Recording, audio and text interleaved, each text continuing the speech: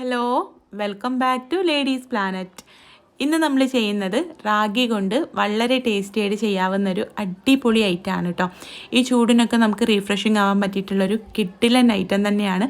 പിന്നെ ഇന്ന് ബറാത്താണല്ലോ, ബറാത്ത് സ്പെഷ്യലായിട്ട് നമുക്ക് ഉണ്ടാക്കാൻ പറ്റുന്ന, ഈ ചൂടിനൊക്കെ ബറാത്തിന് ഉണ്ടാക്കാൻ പറ്റുന്ന ഇതിനേക്കാൾ നല്ലൊരു ഓപ്ഷൻ വേറെ ഇല്ലയെന്ന് വേണമെങ്കിൽ പറയാം. കാരണം നമ്മുടെ ശരീരത്തെ പോലും തണുപ്പിക്കുന്ന ഒരു ഐറ്റമാണ്. നമുക്ക് എങ്ങനെയാണ് ഇത് ഉണ്ടാക്കുന്നതെന്നുള്ളത് നോക്കാം. വീഡിയോയിലേക്ക് പോകുന്നതിൻ്റെ മുൻപായിട്ട് താഴെ കാണുന്ന ലൈക്ക് ബട്ടൺ ഒന്ന് ക്ലിക്ക് ചെയ്യാനും ചാനൽ സബ്സ്ക്രൈബ് ചെയ്യാത്തവർ ഒന്ന് സബ്സ്ക്രൈബ് ചെയ്യാനും മറക്കരുത് കേട്ടോ. അപ്പോൾ ഇത് ഉണ്ടാക്കാനായിട്ട് ഞാൻ ആദ്യം ഇതിലേക്കുള്ള റാഗി ഒന്ന് വറുത്തെടുക്കുകയാണ് കേട്ടോ. അതിന് വേണ്ടിയിട്ട് 3 ടേബിൾ സ്പൂൺ റാഗി ഒരു കടായിലേക്ക് ചേർത്തിട്ട് ഇതൊന്ന് വറുത്തെടുക്കാം.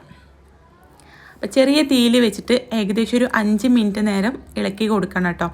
അപ്പോഴേക്കും റാഗി നല്ല പോലെ അതിൻ്റെ വറവൊക്കെ റെഡിയായിട്ട് കിട്ടും.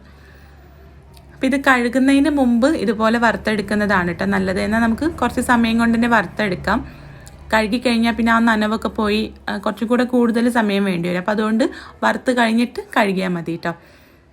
അപ്പോൾ ഇതാ ഞാൻ ഈ റാഗി നല്ല പോലെ വറുത്തെടുത്തിട്ടുണ്ട്. ഇനി ഇതിൻ്റെ ചൂട് പോകാൻ വേണ്ടിയിട്ട് നമുക്കിതൊരു പാത്രത്തിൽ പരത്തിയിട്ട് കൊടുക്കാം. ഇനി ഇതിലേക്കുള്ള ശർക്കരപ്പാനി ഉണ്ടാക്കണം. അതിന് വേണ്ടിയിട്ട് 2 പീസ് ശർക്കരയിലേക്ക് 1 കപ്പ് വെള്ളം, 1 ഗ്ലാസ് വെള്ളം ഒഴിച്ചിട്ടാണ് ഞാനിത് മെൽറ്റ് ചെയ്തെടുക്കുന്നത് കേട്ടോ. ശർക്കരപ്പാനി റെഡിയാക്കിയിട്ട് അത് തണുക്കാനായിട്ട് മാറ്റി വെക്കാം. ശർക്കരപ്പാനി റെഡിയായ സമയം കൊണ്ട് നമ്മുടെ റാഗി നല്ലപോലെ തണുത്ത് വന്നിട്ടുണ്ട്. കഴുകി വൃത്തിയാക്കിയ റാഗി നമുക്കൊന്ന് അരച്ചെടുക്കണം. അപ്പോൾ അതിന് വേണ്ടിയിട്ട് ഞാനിതാ മിക്സിയുടെ ചെറിയ ജാറിലേക്ക് റാഗി ചേർത്ത് കൊടുത്തിട്ടുണ്ട്. ഇതിലേക്ക് 1/4 കപ്പ് വെള്ളം കൂടെ ചേർത്തിട്ട് നല്ല പോലെ ഒന്ന് അരച്ചെടുക്കാം. ഇനി ഇതൊരു ബൗളിലേക്ക് മാറ്റുകയാണ് കേട്ടോ. ഇതിപ്പോൾ നേരിട്ട് നമുക്ക് അരിച്ചെടുക്കാനുള്ളതാണ്. അപ്പോൾ നേരിട്ട് അരിച്ചെടുക്കുമ്പോൾ ഇത് നമുക്ക് നല്ല തിക്കല്ലേ, അപ്പോൾ അരിച്ചെടുക്കാൻ ബുദ്ധിമുട്ടായിരിക്കും. അപ്പോൾ ഒരു 1/2 കപ്പ് വെള്ളം ഇതിലേക്ക് ചേർത്തിട്ടുണ്ട്.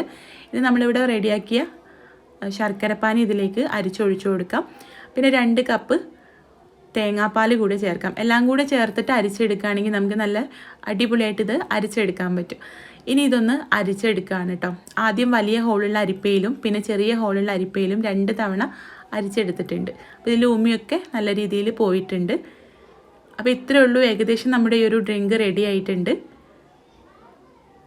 ഇനി ഇതിലേക്ക് കുറച്ച് നട്ട്സും കൂടെ ചേർത്ത് കൊടുക്കുക. ഫ്രൂട്ട്സോ നട്ട്സോ ഒക്കെ നമ്മുടെ ഇഷ്ടത്തിനനുസരിച്ചിട്ട് ചേർക്കാം. പിന്നെ കുറച്ച് ഐസ് ക്യൂബ്സും കൂടെ ചേർത്തിട്ടുണ്ട്.